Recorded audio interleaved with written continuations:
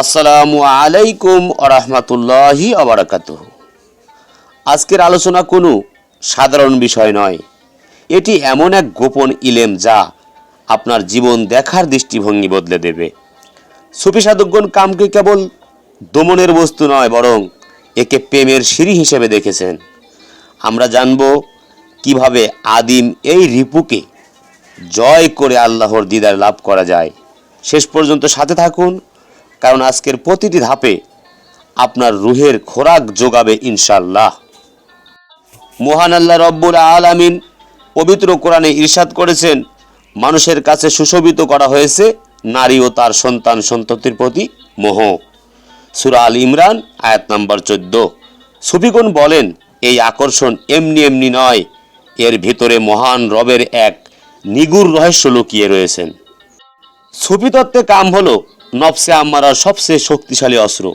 হুজুরে পাক সাল্লাল্লাহু আলাইহি সাল্লাম বলেছেন, সবচেয়ে বড় জিহাদ হলো নিজের নফসের বিরুদ্ধে জিহাদ করা। কামকে জয় করা মানেই এই নফসের লাগাম টেনে ধরা। কাম হলো স্থল বা যৌবিক এশকে মেজাজি, আর প্রেম হলো আধ্যাত্মিক এশকে হাকিকি। সুফিদের মতে কাম যখন আল্লাহর মহব্বতে রূপান্তরিত হয়, তখনই তা ইবাদতে পরিণত হয়। সুফি মতে নারীকে জয় করা মানে তাকে ভোগ করা নয়, বরং নিজের ভিতরকার পশুবৃত্তিকে জয় করে নারীর ভিতরে থাকা মহান আল্লাহর জামাল বা সৌন্দর্যকে সম্মান করা। শাইখুল আকবর ইবনে আরাবি রহমাতুল্লাহ আলাই বলেছেন, আল্লাহর পূর্ণতম বিকাশ ঘটে নারীর মাধ্যমে। অর্থাৎ নারীকে কেবল শরীর হিসেবে দেখলে আপনি কামের গোলাম, আর তাকে চষ্টার নিরূপণ সৃষ্টি হিসেবে দেখলে আপনি আরেব বা সুফি। হাদিস শরীফে আছে, দৃষ্টি হলো শয়তানের বিষাক্ত তীরগুলোর একটি। সুফিগণ বলেন, চোখের নিয়ন্ত্রণই হলো কাম জয়ের প্রথম পদক্ষেপ। চোখ যা দেখে না, অন্তর তা নিয়ে ব্যাকুলও হয় না। একাকী থাকা অবস্থায় কামের চিন্তা বেশি আসে। সুফিগণ এই সময় মোরাকাবা বা আল্লাহর ধ্যানের মাধ্যমে নফসের উপর বিজয় লাভ করেন। রাসূল পাক সাল্লাল্লাহু আলাইহি সাল্লাম যুবকদের উদ্দেশ্য করে বলেছেন, সামর্থ্য না থাকলে রোজা রাখো, কারণ রোজা কাম ভাব দমন করে। সুফি সাধনায় স্বল্প পানাহার কাম দমনের অন্যতম প্রধান মাধ্যম। কলবে যখন আল্লাহর জিকির জারি হয়, তখন সেখানে কামের অন্ধকার থাকতে পারে না। জেনে রেখো, আল্লাহর জিকিরেই অন্তর প্রশান্ত হয়। আল কোরআন। কামনার আগুন তখনই নেভে যখন অন্তরে আল্লাহর প্রেমের প্লাবন নামে। মাওলানা রুমি রহমাতুল্লাহ আলাই বলেছেন, প্রেম হলো সেই কড়া ঔষধ যা সব রোগ সারিয়ে দেয়। সুফিবাদে নারীকে মাজহার বা আল্লাহর রূপের প্রকাশ স্থল ভাবা হয়। নারীকে সম্মান করা মানে স্বয়ং সৃষ্টিকেই সম্মান করা। হযরত রাবিয়া বসরি রাদিয়াল্লাহু তাআলা আনহা নারী হয়েও তিনি কিভাবে কাম ও দুনিয়াকে জয় করে আল্লাহর প্রিয়তমা হয়েছিলেন। সুফি এবং সাধকগণ এই শক্তিকে নিচের কেন্দ্র থেকে হৃৎপিণ্ড এবং মস্তিষ্ক বা রুহের দিকে প্রবাহিত করার সাধনা করেন। এটাই প্রকৃত কাম বিজয়। মুর্শিদের নজর ছাড়া কামের এই উতাল সমুদ্র পাড়ি দেওয়া অসম্ভব। কামের বিষয়কে অমিত করতে হলে কামেল পীরের সোহবত প্রয়োজন। শয়তান নারীর রূপকে অলঙ্কিত করে দেখান। সুফিগণ এই অলঙ্কারের পিছনের আসল মাটি বা নশ্বরতাকে উপলব্ধি করেন। মৃত্যুকে স্মরণ করলে দুনিয়াবী সমস্ত কামনা ফ্যাকাশে হয়ে যায়।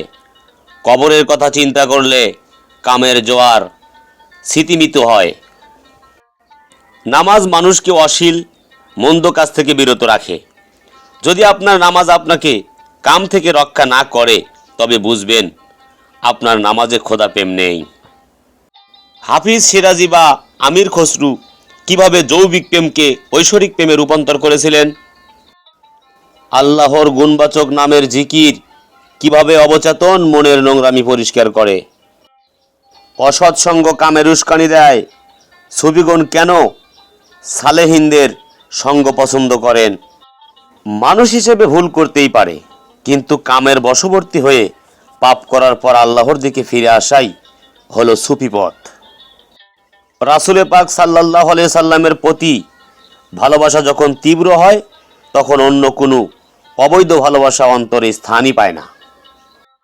কামের উত্তেজনা দমন করাই হলো সবচেয়ে বড় সবুর বা ধৈর্য। আর আল্লাহ নিজেই বলেছেন, আমি ধৈর্যশীলদের সাথেই আছি। পারিবারিক জীবনে নারীর সাথে সুসম্পর্ক রেখেও কিভাবে আধ্যাত্মিকতা বজায় রাখা যায়। প্রতিটি নিঃশ্বাসে মৃত্যুকে অনুভব করার মাধ্যমে নফসকে বশ করা। বায়াত হওয়া মানে নিজের নফসের দায়িত্ব মুর্শিদের হাতে সঁপে দেয়া। বড় বড় ওলিদের জীবনী ও কিতাব পড়লে কামের প্রভাব কমে এবং আকল বা বিবেক জাগ্রত হয়। কামনা হচ্ছে কাঁচা কাঠ, আর এশক হলো আগুন। আগুন জ্বললে কাঠ পুড়ে ছাই হয়ে যায়।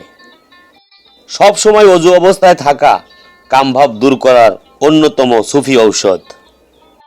নিজের কামনা থেকে দৃষ্টি সরিয়ে অন্যের দুঃখ মোচনে মন দিলে মন পবিত্র হয়। সুলতানুল আউলিয়া গারিবে নেওয়াজ হযরত খাজা মঈনুদ্দিন চিশতি রাহমাতুল্লাহ আলাইহির শিক্ষা কিভাবে মানুষকে মানুষ বানায়। আজকের এই আলোচনার মূল কথা হলো, কামকে ঘৃণা নয়, বরং একে আল্লাহর প্রেমে রূপান্তর করতে হবে। প্রিয় সুধী, আধ্যাত্মিকতার পাশাপাশি আমরা মানব সেবায় নিয়োজিত। আমাদের কাছে পাবেন বিশুদ্ধ চিস্তিয়া গুঁড়ো মরিচ।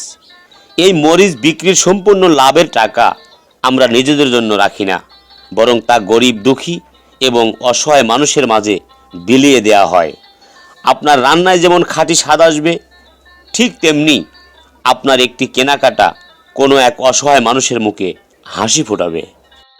আমাদের এই মহৎ কাজের অংশীদার হতে এবং সুফি সেবা ফাউন্ডেশনের সদস্য হতে আজই আমাদের সাথে যোগাযোগ করুন। এছাড়াও সুফিবাদ ও তাসাউফ বিষয়ক অনেক বই আমাদের সংগ্রহ রয়েছে। আপনি যদি আত্মশুদ্ধির পথে চলতে চান এবং আমাদের চিশতিয়া তরিকায় বায়াত গ্রহণ করতে চান, তবে অবশ্যই বই নিতে, সদস্য হতে অথবা বায়াত নিতে আমাদের স্ক্রিনে দেওয়া নাম্বারে যোগাযোগ করুন। আমাদের এই আধ্যাত্মিক ভিডিওগুলো সবার কাছে পৌঁছে দিতে লাইক দিন এবং শেয়ার করে সদকায়ে জারিয়া সওয়াব হাসিল করুন। আল্লাহ আমাদের সবাইকে নফস জয়ের তৌফিক দিন, আমিন। সবাই ভালো থাকবেন, সুস্থ থাকবেন। হয়তো আবারও দেখা হবে অন্য কোনো নতুন পর্ব নিয়ে। খোদা হাফেজ। জয় গুরু, জয় হোক পাক পাঞ্জাতন আহলে বায়াত ও বিশ্ব মানবতার।